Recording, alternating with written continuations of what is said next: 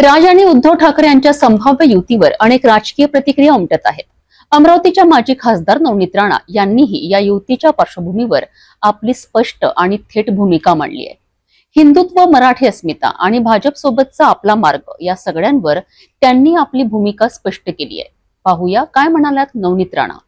परिवारवाद जेव्हा पूर्ण देशाचे समोर आला तेव्हा मला वाटतं की मॅच्युरिटी लेवल सगळ्यांना माहीत आहे की जेव्हा एखादा वाद घराच्या बाहेर येते तेव्हा आपसी वाद बाहेर आणणारे जे लोक असतात त्यांची मॅच्युरिटी लेवल आपल्याला कळते आणि तेव्हा आम्हाला सगळ्यांना कळलं।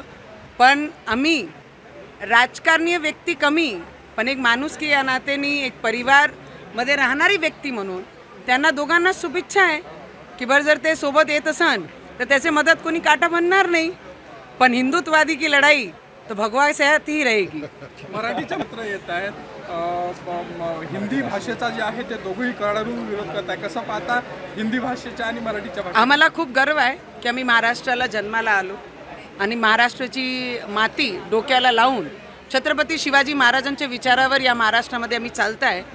मला वाटते त्यांना उतू विषय जे बाहेर येतात त्यांना इलेक्शन पाहून, कॉर्पोरेशन पाहून, विधानसभा पाहून, लोकसभा पाहून, नगरपालिका पाहून त्यांना उतू त्यांच्या आतमधून जे विषय येतात त्याच्यावर मी ना बोललेली बरं आहे। मला मी आणि आमची भारतीय जनता पार्टी हे भगवेसाठी काम करतात।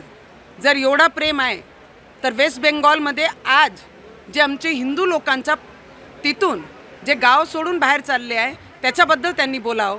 मला वाटते छत्रपती शिवाजी महाराज जेव्हा लढले, डॉक्टर बाबासाहेब आंबेडकर जेव्हा आम लोकांसाठी लढले तेव्हा त्यांनी हा सगळी गोष्टीला बाजूने ठेवून या देश, राष्ट्र, राज्य हा प्रथम ठेवला। त्याच्याकरिता भारतीय जनता पार्टी काम करते, ना की एक विचारला घेऊन त्याच्यावर काम करते। एक शेवटचा प्रश्न, राज ठाकरे यांनी असं म्हटलं आहे आम्ही हिंदू आहोत, हिंदी नाही।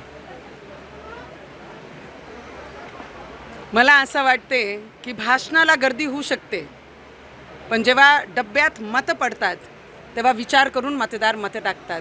तर ते विचार करून आपण आपले मतं बाहेर ठेवले पाहिजे। राज आणि उद्धव ठाकरे यांची युती झाली तरी कोणी काटा बनणार नाही असं स्पष्ट मत माजी खासदार नवनीत राणा यांनी मांडलंय।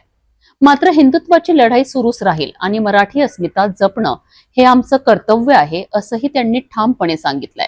आगामी निवडणुकींच्या पार्श्वभूमीवर हे राजकीय संकेत किती प्रभावी ठरतात हे पाहणं पुस्तकाचं ठरणार आहे।